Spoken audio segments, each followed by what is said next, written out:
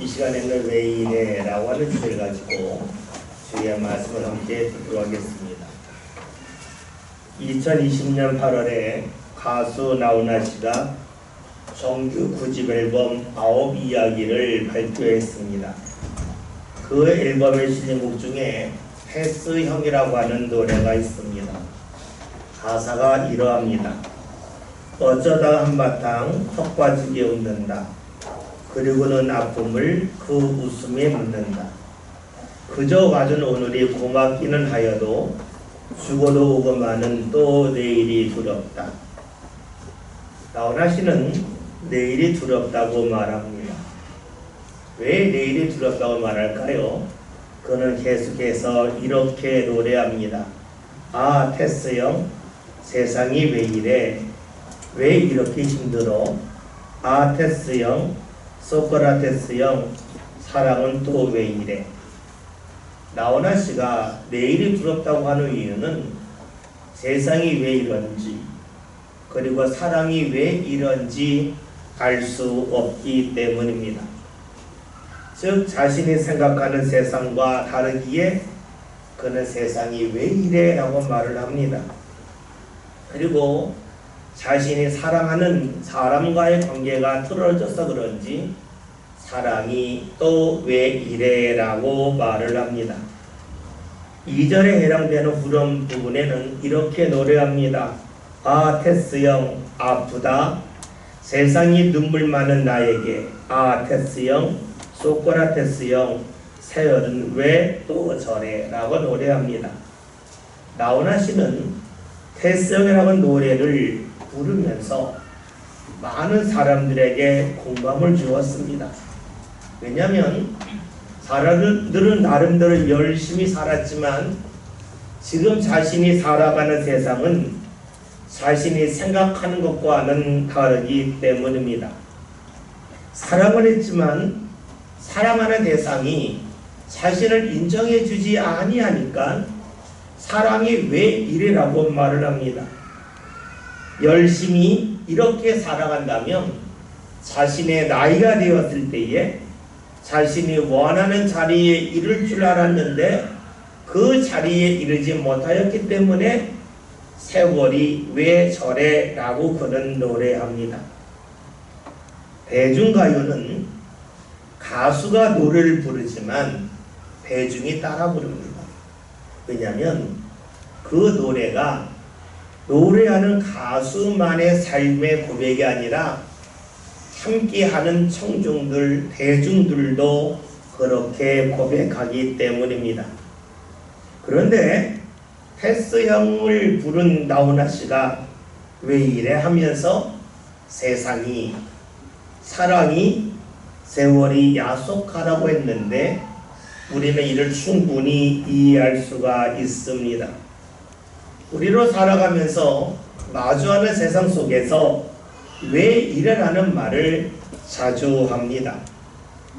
왜 이래라고 말하는 이유는 자신은 바르게 살았는데 주변이 그러하지 않기 때문에 하는 탄식입니다. 나는 바르게 살았는데 내가 마주하는 사람, 때로는 가족일 수도 있고 배우자일 수 있고 자녀일 수도 있고 친구일 수도 있고 파트너일 수도 있습니다. 그런데 마주하는 사람이 자신의 기대와는 다르다 하는 것입니다.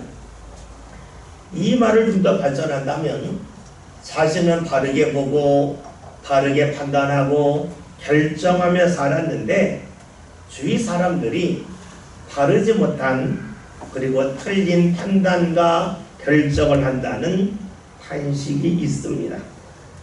나훈아 씨가 노래를 통해서 그렇게 했듯이 많은 사람들도 그런 생각 속에 살아갑니다. 그런데 우리가 여기서 물어야 될 것이 있습니다. 세상이, 그리고 사람이, 그리고 세월이 자신의 기대와는 다르게 움직이고 흘러가고 있는데 그렇다면 나 자신은 어떨까 하는 것입니다. 방송에 강연자로 자주 등장하는 사람 한 사람이 있습니다. 아주대학교에서 인지심리학을 가르치고 있는 김경일 교수입니다. 그는 강연하기 전에 많은 사람들에게 꼭 퀴즈를 냅니다. 강의를 듣는 사람들에게 따라하라 그럽니다. 닌자 거북이 5번 하라 그럽니다. 사람들이 닌자 거북이 5번 하죠. 좀 이따가 또 이야기합니다. 3번 해보세요. 3번 합니다. 그리고 문제를 내요. 세종대왕이 만든 배는 그러면 사람들이 거북선 그럽니다. 그러면 김경일 교수가 씩 웃으면서 말합니다. 세종대왕은 거북선을 만들지 않았습니다. 이순신이 만들었습니다. 라고 말을 합니다. 그러면 사람들이 억울하잖아요. 문제 한 번 또 내달라고 문제를 냅니다. 이번에는 개구리 5번 외치라고 합니다. 5번 합니다. 또다시 개구리 3번 하라고 합니다. 사람들이 합니다. 그리고는 묻습니다. 심청전에 나오는 동물은 그러면 사람들이 두꺼비 그럽니다. 순간적으로 말하면서 맞췄다고 의기양양하죠. 뭔가를 씩 웃으면서 말합니다. 심청전에는 동물이 나오지 않습니다. 두꺼비는 콩쥐 팥쥐에 나옵니다. 라고 말합니다. 그러면 청중들이 자신의 아둔함과 어리석음에 대해서 아주 난감한 표정을 짓죠. 그때 김경일 교수가 말합니다. 여러분이 정상입니다. 왜냐하면 사람이 원래 그렇기 때문이다 라고 말합니다. 왜냐하면 사람은 누가 시키지 않아도 지금 어떤 일을 경험할 때에 자신이 경험했던 일을 기준으로 해서 답을 하기 때문이라는 거죠. 즉 자신이 익숙하게 여기는 것을 중심으로 말을 한다 하는 겁니다. 그는 이런 사람의 모습을 아주 쉬운 말로 이렇게 말해요. 모 눈에는 뭐만 보인다 하는 겁니다. 사람들은 자신이 익숙한 것을 중심으로, 즉 과거와 지금을 연결하고 또 지금 눈에 보이는 것과 주변의 것을 연결해서 판단한다 하는 겁니다. 즉 공간적으로 연결해서 보고 또 시간적으로 연결해서 본다 하는 것이죠. 그러면서 하는 말이 어른들은 무엇을 생각하라 해도 늘 같은 것만 생각한다는 겁니다. 왜냐하면 과거에 쌓여져 있는 경험이 많기 때문에 늘 그 속에서 생각하고 본다는 거죠. 반면에 어린이들은 그러하지 않다는 겁니다. 쌓여 있는 것이 별로 없기 때문에 늘 새로운 것을 본다는 거죠. 그래서 어린아이들이 하는 걸 보면 어떻게 저런 걸 하지? 한다는 겁니다. 그러면서 하는 말이 일이 잘 되지 않을 때에 일을 하지 말고 잠깐 외출을 해서 산책을 하고 다른 일을 하다가 그 일을 보면 그 일이 쉬워진다 라고 말합니다. 왜냐하면 틀에 얽매지 않기 때문이라는 것이죠. 가수 나훈아 씨처럼 오늘 우리가 세상이 그리고 내 삶이 내 가정이 내 자녀가 내가 하는 일이 왜 이래 할 때가 많이 있습니다. 왜 이래는 말을 왜 할까요? 그것은 내가 지금까지 경험하고 내가 지금까지 생각한 것을 중심으로 해서 판단하기 때문입니다. 눈에 보이는 세상에 대해서만 이렇게 반응할까요? 놀랍게도 우리는 하나님을 대할 때에도, 즉 신앙생활 할 때에도 그러한 고백을 많이 합니다. 신앙의 사람들이 하나님을 믿는다고 고백하면서 자주 하는 말이 있습니다. 하나님이 살아계시다면 내게 왜 이러세요? 라고 항의합니다. 왜 그러냐면 자신이 경험하고 생각한 속에서 하나님을 바라보고 있는데 하나님이 자신의 생각과는 다르기 때문입니다. 즉 우리는 내가 있는 자리에서 내가 무언가 보고 판단하는 그 모습을 누구나 지니고 있습니다. 우리 시대에만 우리가 살고 있는 이 지역에서만 나타나는 일이 아니라 어느 시대든지 어느 지역에서든지 그런 모습이 있습니다. 오늘 읽은 말씀에서는 자신의 생각과 경험을 가지고 하나님을 마주하면서 하나님 왜 이래요? 라고 말하는, 그렇게 고백하는 이스라엘이 나옵니다. 오늘 말씀의 배경은 이러합니다. 이스라엘 사람들이 애굽에 가서 나그네 생활을 했습니다. 그런데 시간이 지나자 애굽 사람들이 이스라엘 사람들을 차별하기 시작을 합니다. 차별을 하면서 일거리를 주지 않아서 그들로 하면 경제적인 어려움에 빠지게 하고 나중에는 애굽의 종으로 삼습니다. 자신들이 가지고 있는 힘을 갖고 나그네였던 이스라엘 사람들을 종으로 만들었습니다. 그리고 아주 힘들고 어려운 중노력을 시키자 이스라엘 사람들이 고통 속에서 탄식하며 하나님 앞에 부르짖었습니다. 그러자 하나님께서는 모세를 통해서 이스라엘을 애굽에서 나오게 합니다. 물론 애굽의 왕이 바로는 이것을 가로막았지만 하나님께서 애굽에 10가지 재앙을 내리시는 가운데 바로가 이스라엘로 하여금 애굽에서 나가게 합니다. 하나님이 내리신 재앙이 얼마나 컸는지 애굽 사람들은 이스라엘 사람들을 보면서 빨리 나가라고 독촉하기 위하여 자신들이 가지고 있는 재물을 주면서 제발 빨리 나가달라라고 사정할 정도였습니다. 그래서 이스라엘 사람들은 애굽에서 나올 때 빈손으로 나오지 아니하고 많은 재산을 그리고 많은 짐승을 이끌고 나왔습니다. 이스라엘이 나와서 앞길을 가는데 어디로 가야 할 줄 모를 때에 하나님께서는 낮에는 구름 기둥, 밤에는 불기둥을 통해서 이스라엘이 어디로 가야 할지를 안내해 주셨습니다. 한참 길을 가고 있는데 갑자기 바로의 마음이 달라졌습니다. 종살이하던 이스라엘 사람들이 애굽에서 나가게 되자 더 이상 밭에서 일할 사람이 없었기 때문입니다. 그러자 바로가 많은 군대를 동원해서 다시금 이스라엘 사람들을 잡아오고자 합니다. 일할 노동력이 필요했기 때문이죠. 이것을 알지 못하고 계속해서 앞을 향하여 나가던 이스라엘 사람들이 바다 앞에 이르렀을 때에 뒤를 돌아보았더니 바로의 군사들이 춤케 오고 있었습니다. 이스라엘 사람들은 바로를 이해할 수가 없었습니다.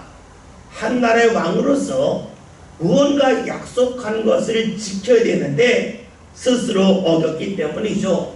그러니까 이스라엘 사람들은 바로를 대하면서 최고의 실력자인 바로를 대하면서 저 사람 왜 이래 하는 마음을 가졌겠지요. 그러면서 이스라엘 사람들이 할 수 있는 일은 아무것도 없었습니다. 단지 애굽에 있을 때에 하나님께서 자신을 도우셔서 바로로 하여금 손들게 했던 그 경험을 떠올리면서 하나님이 도우시면 좋겠다는 마음을 갖고 하나님 앞에 간절히 기도합니다. 하나님, 애굽에서 우리를 도우셨듯이 이곳에서도 우리를 도와주세요. 간절히 기도를 하죠. 그런데 아무런 일도 일어나지 않는 겁니다. 자신들이 하나님께 기도하면 과거에 행하셨던 하나님의 일이 반복적으로 나타날 줄 알았는데 전혀 나타나지 않는 겁니다. 자신들의 기대가 무너집니다. 자신들이 알고 있던 하나님이 아니라는 겁니다. 그러니까 이스라엘 사람들이 당연히 하나님 앞에 원망을 하죠. 하나님 왜 이래요? 예전에는 우리 도와줬는데 지금은 왜 안 도와줘요? 하는 마음을 갖는 겁니다. 그리고 또 한편으로는 하나님 여기서 안 도와줄 거라면 뭐하러 힘들게 애굽에서 우리를 여기까지 오게 했습니까? 하면서 하나님을 향하여 왜 이러십니까 하나님? 이런 말을 그들이 계속해서 쏟아냈습니다. 우리는 이스라엘 사람들이 하나님한테 왜 이래요? 라고 탄식하는 그 말을 충분히 이해할 수 있습니다. 그러면서 우리는 이스라엘만 그런가? 나 자신은 그렇지 않는가? 하는 생각을 하게 됩니다. 사실 오늘 우리들도 하나님 왜 이래요? 라고 하는 말을 자주 하지 않습니까? 자신이 알고 있는 하나님과 지금 자신이 경험하는 하나님이 똑같다면 그런 말 하지 않겠죠? 그런데 자신이 알고 있는 하나님, 자신이 과거에 경험한 하나님과 지금의 하나님이 다르니까 하나님 왜 그러십니까? 하나님 왜 이래요? 라고 하는 말을 우리는 합니다. 과거에 알던 하나님이 지금의 하나님과 다르기에 그래서 하나님을 멀리하는 이스라엘이 있습니다. 이럴 때에 하나님은 모세에게 이렇게 말씀을 하세요. 15절에는 말씀을 함께 봅니다. 여호와께서 모세에게 이르시되 너는 어찌하여 내게 부르짖느냐 이스라엘 자손에게 명령하여 앞으로 나아가게 하고. 아멘. 자신들이 생각한 하나님이 지금의 하나님과 너무나 달라서 하나님 왜 이래요? 라고 탄식하고는 이스라엘이 있습니다. 그런데 하나님은 모세에게 그들을 데리고 앞으로 나가게 하라고 말씀하세요. 좀 무리있지 않습니까? 왜냐하면 지금까지 길을 걸어올 때는 앞이 육지였어요. 근데 지금은 앞이 바다예요. 할 수가 없잖아요. 하나님이 왜 모세에게 이런 말씀을 하셨을까요? 먼저 생각할 것은 이스라엘이 애굽에서 나와서 바다 앞에 오는 그 길을 알고 온 것은 아닙니다. 몰랐지만 하나님이 구름 기둥과 불기로 인도하니까 그것을 보고 왔습니다.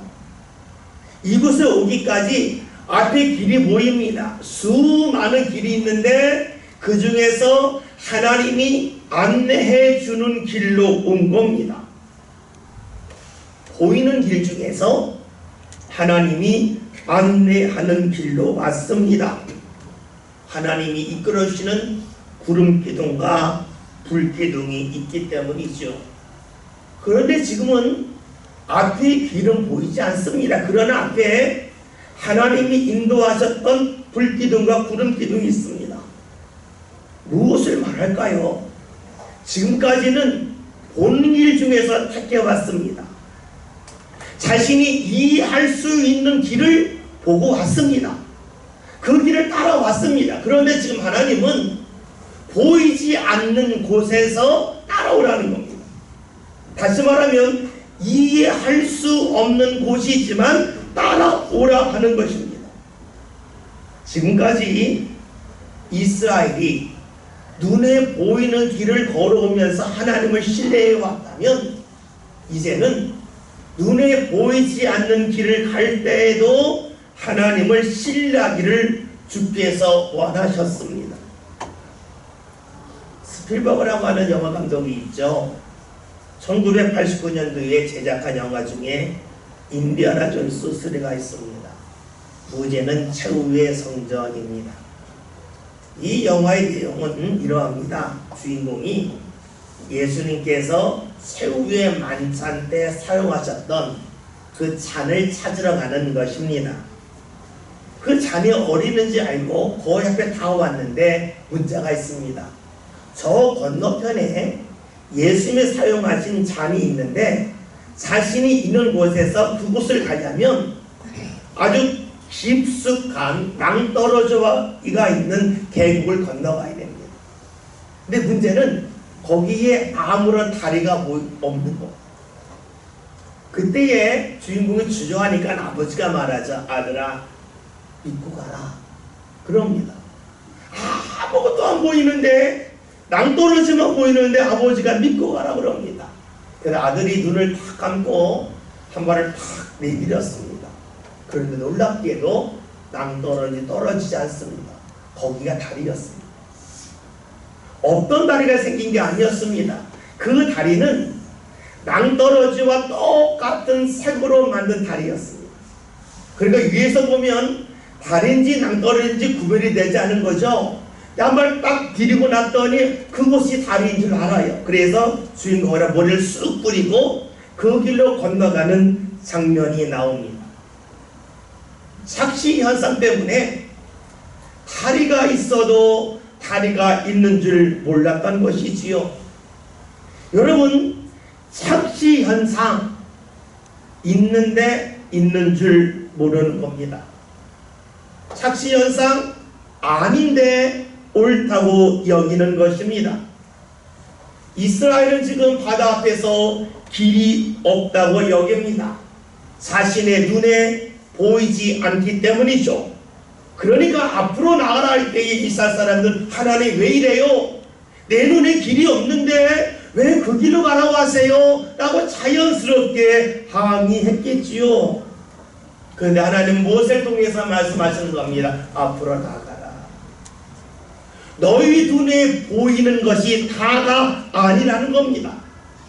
너희가 알고 있는 것이 다가 아니라는 겁니다. 사람의 어리석음, 사람의 착시에 대하여 주께서 말씀하고 계신 거죠. 그러면서 이렇게 말씀을 이어가십니다. 16절부터 18절에 있는 말씀을 함께 봅니다. 지팡이를 들고 손을 바다에 올리며 그것이 갈라지게 하라. 이스라엘 자손이 바다 가운데서 마른 땅으로 행하리라. 내가 애국 사람들의 마음을 완악하게 할 것인즉 그들이 그 뒤를 따라 들어갈 것이라.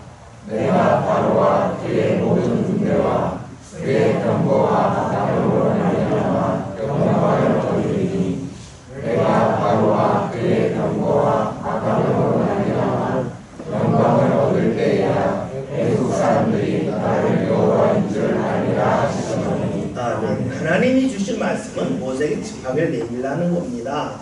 하나님이 온거하실 거고 그 일 후에 바로의 군사들이 하나님이 어떠한 분인지를 분명히 알게 되고 하나님이 영광을 받으실 거라고 말씀을 하십니다. 여러분 생각해 보십시오. 모세에게 하나님이 지팡이를 내밀라 하셨습니다. 모세는 주의 말씀을 들었으니까 지팡이를 내밀 수 있겠죠. 그런데 이것을 다른 사람이 볼 때 어떻게 보겠습니까? 바다 앞에서 모세가 지팡이를 내밀고 있어요. 사람들이 뭐라 하겠습니까? 모세 왜 이래? 제정신 아니네? 지금 뭐하나? 하지 않겠습니까? 여러분, 하나님 왜 모세에게 지팡이를 내밀라 하셨을까요? 모세가 지팡이를 내밀어야 하나님이 일하실 수 있기 때문이겠습니까? 즉 하나님이 모세의 도움이 필요해서 모세로 하여금 지팡이를 내밀라고 말씀하셨을까요? 아니죠. 모세로 지팡이를 내밀 때에 어떤 일이 일어날 줄 몰랐습니다.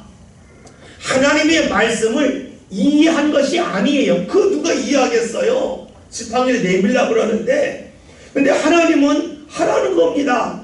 왜 하라고 했을까요? 네가 이해할 수 없어서 하라는 겁니다. 네가 이해할 수 없어서 하지 않는다고 하는 것은 너 자신을 절대화하는 것인데, 너 자신을 절대화하는 것은 신앙이 아니라는 거죠. 그래요. 우리는 내 눈에 무언가 보여야, 내가 무언가 이해해야 그것이 옳다고 여깁니다. 내 경험에 합당해야 그것이 바르다고 여깁니다. 이것은 나를 기준으로 하는 것이고 나를 절대화하는 것입니다. 그런데 하나님은 말씀하시는 겁니다. 너를 절대화했지만 네가 나를 믿으면 네가 달라진다는 겁니다. 네가 더 이상 기준이 되지 않는다는 겁니다. 네가 지금까지 보았던 것만 보는 것이 아니라 다른 것을 볼 수 없음을 말씀하시죠. 그래서 모세에게 그가 이해할 수 없는 일을 하게 하십니다. 다시 말하면 자신을 내려놓게 하시는 것이지요. 간혹 이런 말을 하시는 분이 있습니다. 아주 유명한 교수가 강연하면서 이런 이야기합니다. 여러분이 자녀가 시험을 볼 때에 옆에서 기도하면 자녀가 시험을 잘 봅니까? 이런 이야기 하는 거예요. 그 과학적으로 근거가 있습니까? 없지 않습니까? 그것은 자기 편하려고 기도하는 것이지 자녀에게 아무런 도움이 되지 않습니다. 과학적으로 증명할 수 없습니다. 라고 말을 합니다. 그가 왜 그런 말 할까요? 자신이 보고 알고 경험한 것을 근거로 말하는 겁니다. 사람은 누구나 다 착시 현상 속에 살아갑니다. 여러분 그렇잖아요. 똑같은 색깔인데 그 옆에 어떤 색깔이 있냐에 따라서 그 색이 밝게 보이기도 하고 환하게 보이기도 합니다. 똑같은 길이의 막대기이지만 그 막대기가 어떤 배경 속에 있느냐에 따라서 그 막대기가 크게 보이기도 하고 작게 보이기도 합니다. 실제로는 그렇지 않은데 그렇게 여긴다는 것이지요. 여러분 우리가 보고 알고 있는 것을 통해서 모든 것을 완벽하게 설명할 수 있겠습니까? 설명할 수가 없습니다. 지금 하나님은 모세를 통하여 이것을 알기를 원하셨습니다. 하나님은 모세의 도움이 필요한 것이 아닙니다. 모세 없이도 할 수 있습니다. 그러나 하나님은 모세가 새로워지기를 원하고 계신 겁니다. 하나님은 어떤 일을 하시는 것이 목적이 아니라 그 일을 통해서 그 일에 참여한 사람들이 달라지고 변화되기를 원하신다는 것이지요. 하나님은 모세가 이해할 수 없는 행동이라 할지라도 그 일을 행하게 하심을 통해서 하나님이 어떻게 그를 변화시켜 주신지를 보기를 원하셨습니다. 어떻게 하나님이 일을 진행하셨습니까? 19절 20절에는 말씀을 함께 봅니다.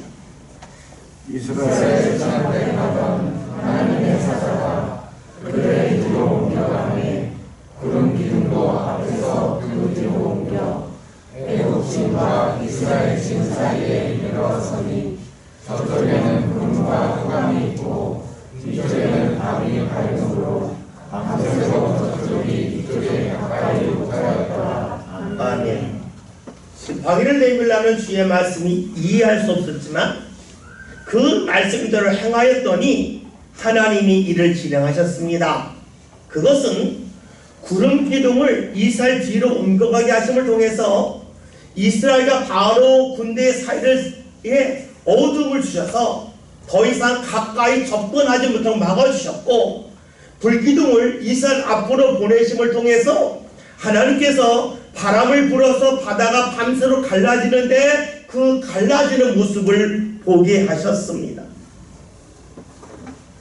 길이 없다고 여겼는데 하나님이 길을 만드시는 것을 이스라엘로 하여금 보게 하셨습니다. 지금까지는 자신이 볼 수 있는 길 중에서 많은 길 중에서 한 길을 택해서 따라오게 하셨습니다. 그런데 이제는 보이지 않는 그 자리에서도 하나님의 길을 만드심을 통해서 내가 길이 없다고 여기는 자리에도 길이 있다고 하는 것을 알게 하셨습니다. 지금까지는 선택의 문제였다면 이제는 선택의 문제가 아니라 새롭게 여시는 하나님 역사를 보게 하셨습니다. 그 길이 어떤 길입니까? 21절에 있는 말씀을 함께 볼까요? 모세가 바다위로 손을 내밀매 여호와께서 큰 폭풍이 밤새도록 바닷물을 넘어가게 하시니 물이 갈라져 바다가 마을 땅이 된지라. 아멘. 말씀을 보면 모세가 지팡이를 내밀자마자 바다가 쫙 갈라진 게 아니라 지팡이를 내민 후에 하나님께서 구름 기둥과 불 기둥을 이동하게 하시고 밤새 바람을 불게 하시면서 바다가 서서히 갈라지는 것을 보게 하셨습니다. 이 순간 이스라엘은 고백에 달라지죠. 그것을 보기 전까지는 하나님 왜 이러셨어요? 왜 나에게 여기 오게 하셨어요?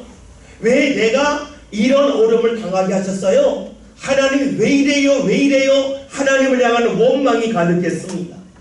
그러나 그 자리에서 하나님이 길을 만드시고 새롭게 여심을 보면서 하나님이 이렇게 하신 이유가 있었네요. 내가 지금까지는 알지 못했는데 이제야 알게 됐네요 하는 그런 고백이 절로 나왔겠지요. 우리는 살아가면서 하나님 왜 이래요? 라고 하는 말을 많이 합니다. 사실 우리만 그런 게 아니에요. 주님을 만난 모든 사람들이 그런 고백을 했습니다. 생각해 보세요. 예수님께서 십자가에 달리시기 전에 대제사장이 보내 무리에게 잡혀갔습니다. 제자들은 예수님 뭔가 하실 줄 알고 칼을 뽑고 싸우려 했어요. 근데 예수님이 야, 칼 돌을 집어넣어. 하고 잡혀가시는 거예요. 능력 많으신 주님이 아무것도 하지 않으니까 제자들이 다 겁이 나서 도망갔습니다. 마치 배터리가 시간이 지나면 약화되잖아요. 힘이 없잖아요. 그처럼 예수님도 이제 모으는 능력이 없이 이제 평범한 사람이 되셨구나 하는 그 실망감 속에서 다 도망갔습니다. 예수님 십자가에 달리셨을 때에 주위 사람들이 말하죠. 너 죽은 자로 살렸고 병자로 고쳤는데 야, 네가 정말로 그런 능력자였다면 한번 내려와봐. 내려오면 믿을게. 사람들이 조롱을 합니다. 예수님이 아무것도 하지 않습니다. 사람들이 예수님을 향하여 말하죠. 예수님 왜 이래요? 왜 과거와 달라요?